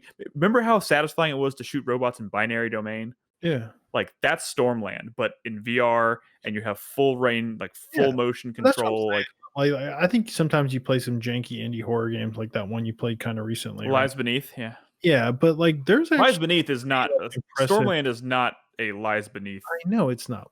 What I'm saying is that there's actually kind of a whole world of VR games that we haven't experienced that do some cool mechanical shit. The And, next one, I bet that flicking thing has been in other VR games, but maybe. Not aware of at least. Yeah, but I feel like I remember people. I mean, people talked about this when like critics talked about it as like this big new thing, and maybe it's just because it was done better here than anywhere else before. Also, this was a kind of tied intrinsically into like the lore, like Russell's gloves, right, is what you use to do it, and it's part of the universe, which I thought was a really nice touch.